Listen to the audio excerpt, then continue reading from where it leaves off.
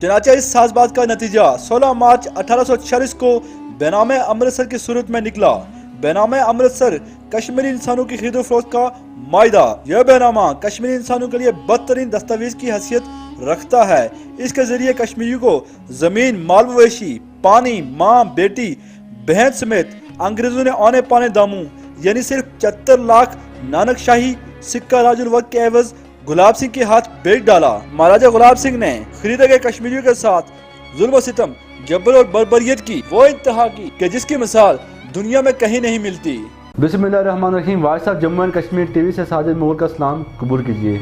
नाज़रीन, तारीख़ कश्मीर सीरीज़ के पहले 2 हिस्से हमने आपकी खिदमत में पेश किए, जिसमें हमने आपको कश्मीर का तकसीम से पहले और तकसीम के बाद कुल रकबा बताया था, और साथ ही साथ हमने आपको कश्मीर में मुग़ल, अफ़गान और सिखों के दौरे हुकूमत के मतलब तफसीली आगाह किया था। हमारे आज की वीडियो में इंशाल्लाह हम आपको डोगरा दौरे हुकूमत का तफसीली अहवाल बताएंगे, जिसमें हम आपको बताएंगे कि जो डोगरों का दौरे हुकूमत रहा कश्मीर के अंदर और जो डोगरों की कश्मीर के अंदर जुल्म और सितम की दास्तान है। मगर वीडियो में आगे बढ़ने से पहले अगर आप हमारे चैनल पर नए हैं तो बराए मेहरबानी हमारे channel voice of Jammu and Kashmir TV subscribe करें, जहाँ पे आपको बिलखुसूस इस्लामिक हिस्ट्री और बिलुम दुनिया भर की मुनफरिद मालूमात पर मबनी वीडियोस मिलती रहेंगी।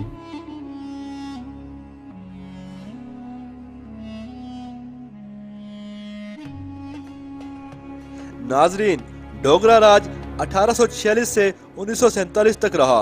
1846 में सिख सल्तनत के जवाल के बाद ईस्ट इंडिया कंपनी ने तमाम सिख सल्तनत पर तसल्लुत जमा लिया। कश्मीर का बदनसीब खित्ता सिख सल्तनत में शामिल था।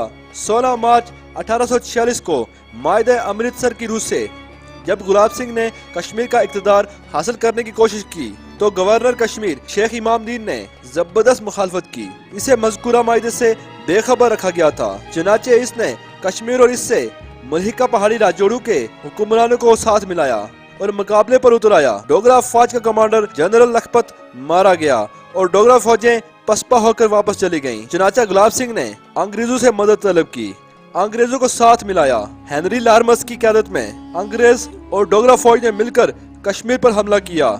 चनाचा 19 नवंबर 1846 को डोगरा फौज ने श्रीनगर में दाखिल होकर कश्मीर को अपने कंट्रोल में ले लिया। डोगरे 1846 से 1947 तक कश्मीर में बरसर इक़्तिदार रहे।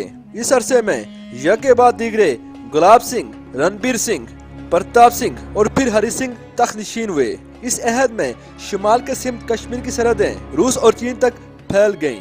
गुलाब सिंह एक सख्त गिर हाकिम था। इसके अहद में लद्दाख और गिलगित बल्तिस्तान के इलाके डोगरा अमलदारी में लाए गए। मुसलमानों को हुकूमती इंतजाम से दूर रखा गया।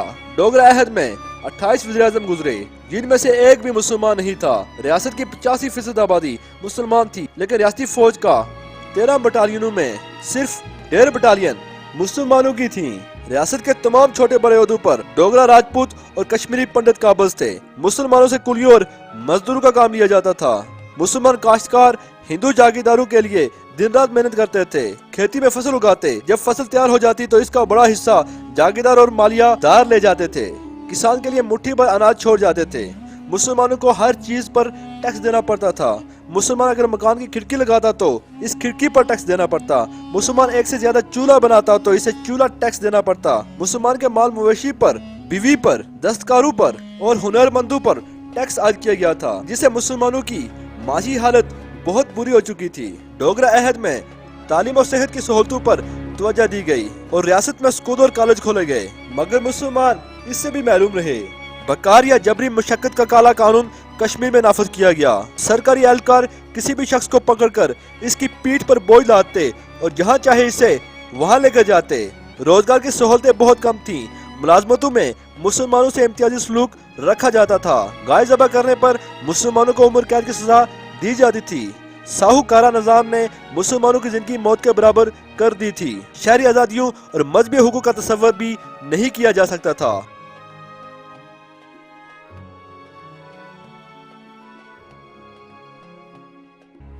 कश्मीर में डोगरा सल्तनत का बानी सरदार गुलाब सिंह था। वो जम्मू के करीब एक गांव छुनबलपुर में 1788 को पैदा हुआ। इसका बाप ईश्वर सिंह फौज में मामूली सिपाही था। गुलाब सिंह ने बाकायदा तालीम हासिल नहीं की थी। वो घोड़सवारी का शौकीन था। اس نے ملازمت کا آغاز منگلا قلعہ دار کے پاس 3 روپے ماہوار سے کیا۔ بعد میں وہ بمبر کے والی راجہ سلطان خان کے پاس بطور درغہ استنبل بھرتی ہوا تھا۔ اسے یہ نوکری پسند نہ آئی تو پھر اس نے والی کابل شاہ شجاع کی فوج میں بھرتی ہونے کی کوشش کی، لیکن اٹک دریا میں طغیانی کے سبب وہ واپس آ گیا تھا۔ بلاخر 1811 میں والی پنجاب مہاراجہ رنجیت سنگھ کے دربار میں جا کر پہنچا۔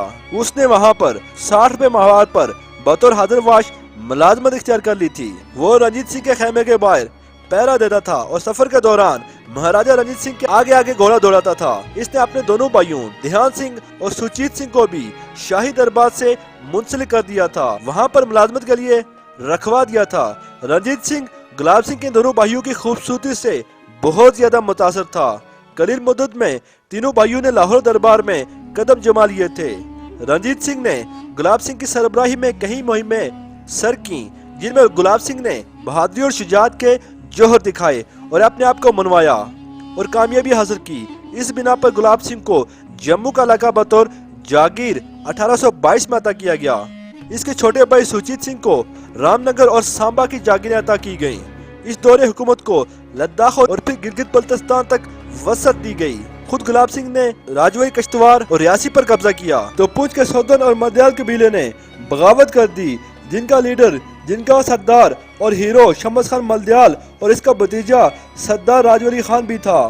شمس خان، راجوری خان اور دیگر سرداروں سبز ولی خان اور ملی خان کو بے دردی سے شہید کیا گیا تھا۔ شمس خان ملدیال کا در یہ پیغام دے گیا کہ اے ڈوگرو، حق کے لیے گھر لوٹ سکتا ہے، سر کر سکتا ہے، لیکن بادل کے سامنے جھک نہیں سکتا۔ انشاءاللہ شمس خان ملدیال پہ ایک ویڈیو بہت جلد آپ کی خدمت میں پیش کریں گے ناظرین۔ لیکن گلاب سنگھ نے ان سب کو شہید کر دیا۔ وہ اس بغاوت کو کچلنے میں کامیاب ہو گیا۔ جون 1839 میں رنجیت سنگھ کی موت واقع ہوئی اور گلاب سنگھ جموں میں جم کر حکومت کرنے لگا۔ وہ سکھ سلطنت سے وابستہ رہ کر الگ سلطنت کا خواب دیکھ رہا تھا۔ 1846 میں سکھ سلطنت کا چراغ گل ہو گیا۔ سکھوں اور انگریزوں کی لڑائی میں گلاب سنگھ درپردہ انگریزوں سے ملا ہوا تھا۔ انگریزوں نے اس کی خدمت کے عوض ریاست جموں کشمیر کا علاقہ 16 مارچ 1846 کو ایک عقیر رقم 75 لاکھ نانک شاہی سکہ راج الوقت کے عوض دے دیا۔ چنانچہ اس ساز بات کا نتیجہ 16 مارچ 1846 کو بینام امرتسر کی صورت میں نکلا۔ بینام امرتسر کشمیری انسانوں کی خرید و فروخت کا معاہدہ۔ یہ بینامہ کشمیری انسانوں کے لیے بدترین دستاویز کی حیثیت رکھتا ہے۔ اس کے ذریعے کشمیریوں کو زمین، مال مویشی، پانی، ماں، بیٹی، بہن سمیت انگریزوں نے آنے پانے داموں یعنی صرف 74 لاکھ نانک شاہی سکہ راج الوقت کے عوض گلاب سنگھ کے ہاتھ بیچ ڈالا۔ مہاراجہ کے نزدیک یہ ایک طویل المدت سرمایہ کاری تھی۔ گلاب سنگھ کے پاس اتنی رقم نہیں تھی۔ اس نے سیالکوٹ کے 2 مسلمان تاجوں سے کچھ رقم ادھار لی۔ ایسٹ انڈیا کمپنی کو بقیہ رقم 4 برسوں میں قسط وار ادا کی گئی، جس میں دولت کا انبار لگایا جا سکتا تھا۔ تاہم اس نے ایسا ہی کیا۔ سرسبز و شاداب علاقے میں موجود تمام وسائل سے فائدہ اٹھانے کے لیے خریدی گئی زمین پر خریدے گئے غلاموں سے مشینری کا کام لیا اور صرف 1 سال میں 58 لاکھ کی آمدن حاصل کی، جس کی رسیدیں آج بھی ریکارڈ کا حصہ ہیں۔ 101 سال تک جاری رہنے والے آمدنی کے سلسلے کے ساتھ ساتھ مہاراجہ گلاب سنگھ نے خریدے گئے کشمیریوں کے ساتھ ظلم و ستم، جبر اور بربریت کی وہ انتہا کی کہ جس کی مثال دنیا میں کہیں نہیں ملتی۔ گلاب سنگھ بڑا دور اندیش، چالاک اور بہادر شخص تھا۔ اس نے اپنی چالاکی سے کام کیا۔ وہ ایک معمولی آدمی تھا، لیکن اصول اقتدار کی خاطر ایک جگہ سے دوسری جگہ سرگردہ رہا۔ اس نے کشمیر پر بڑی کامیابی سے حکومت کی۔ 2 اگست 1857 کو 65 برس کی عمر میں اس کا انتقال ہوا۔ اس کی 5 رانیاں تھیں جو خاوند کے ساتھ ستی ہونا چاہتی تھیں، لیکن ایک انگریز کرنل نے انہیں موت کے منہ سے بچا لیا۔ گلاب سنگھ کا وصیت نامہ بھی مشہور ہے کہ مہاراجہ گلاب سنگھ زندگی کے آخری ایام میں ایک مہلک مرض میں لاحق ہو گیا۔ جب اسے زندگی کی کوئی امید باقی نہ رہی تو اس نے اپنے بیٹے رنبیر سنگھ کو گدی پر بٹھایا اور اس کے لیے وصیت نامہ لکھا۔ اس میں لکھا گیا کہ میں وصیت کرتا ہوں کہ جو کوئی بھی میری نسل سے مذکورہ علاقے کا حکمران ہوگا، اگر وہ اپنا مذہب ترک کر دے یا خاندانی رسم و رواج توڑ کر مستورات کو بے پردہ کرے اور رعایا پر ظلم اور بے انصافی کرے تو وہ حکمرانی کا مستحق نہ رہے گا۔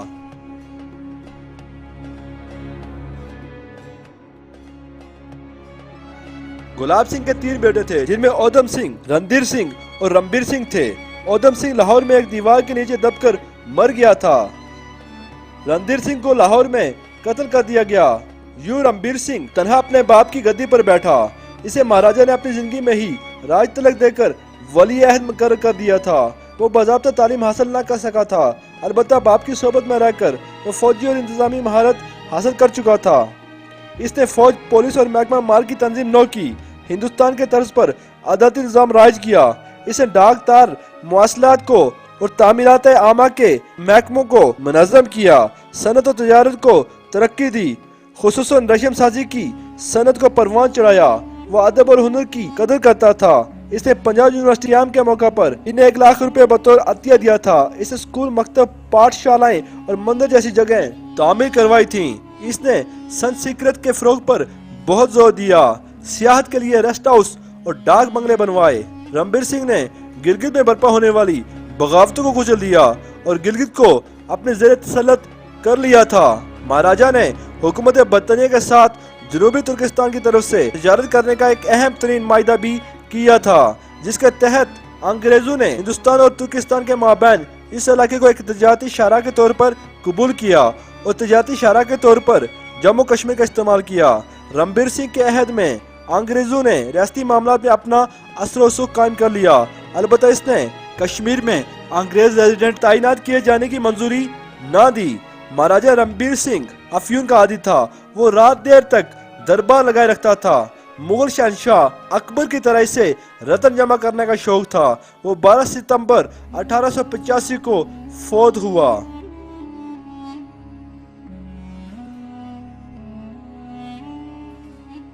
इसके बाद प्रताप सिंह, जो इसका बेटा था, हुक्मरान बना।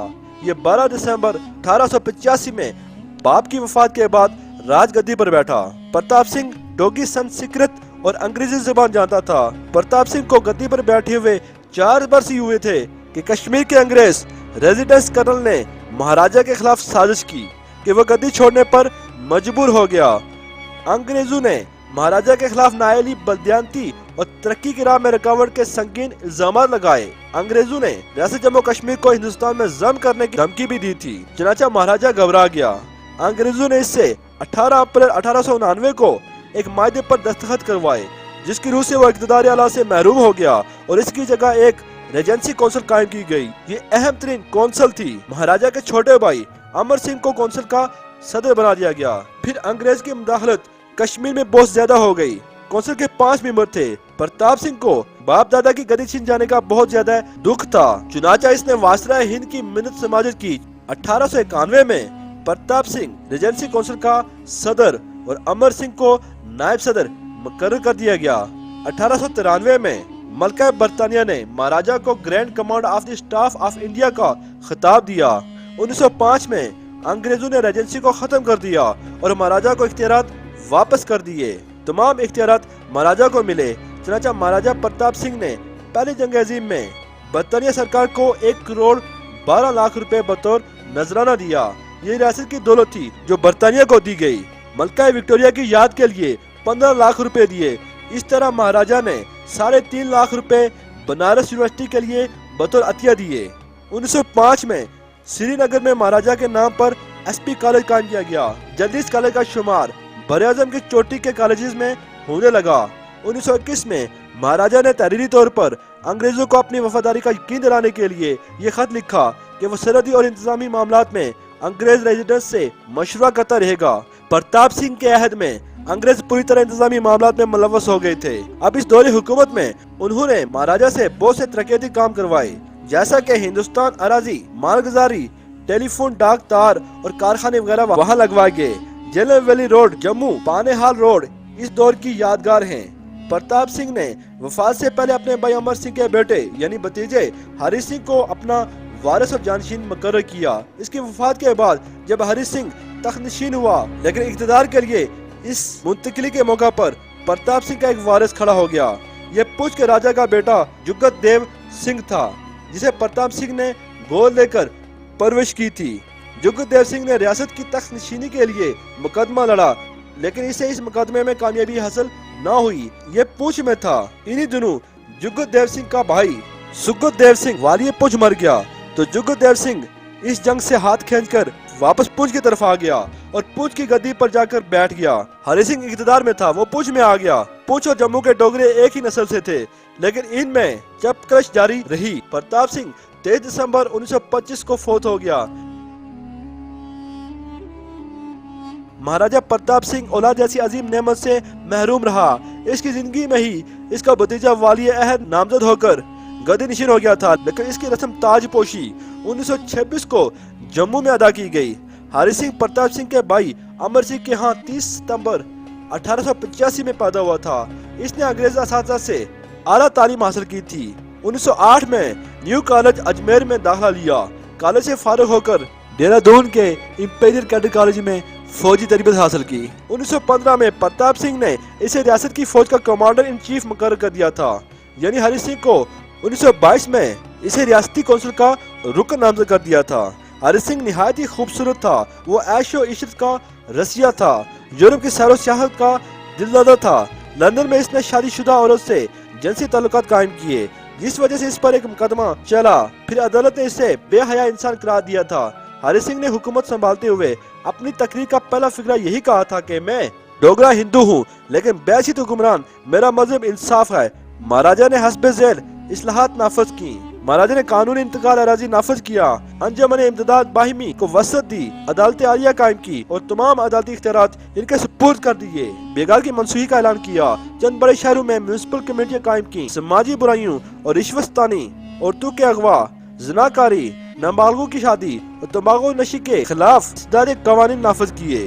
ہری سنگھ کا ایک اہم ترین اور تاریخی کارنامہ یہ تھا کہ اس نے 1927 کو باشندہ ریاست کا قانون نافذ کیا، جس کی روح سے کوئی غیر ریاستی باشندہ جاگیر اور جائیداد جموں کشمیر میں حاصل نہیں کر سکتا، نہ ہی زمین خرید سکتا ہے۔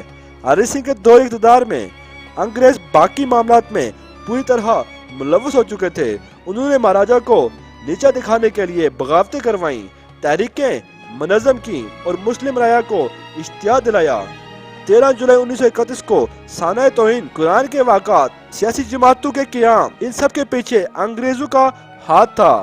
ہری سنگھ 26 اپریل 1961 بروز بدھ فوت ہوا اور پھر مرتے وقت اس نے وصیت کی تھی کہ اس کی چتا کو جلا کر اس کی راکھ ریاست جموں کشمیر کے پہاڑوں اور وادیوں میں بکھیر دی جائے، چنانچہ ایسا ہی کیا گیا۔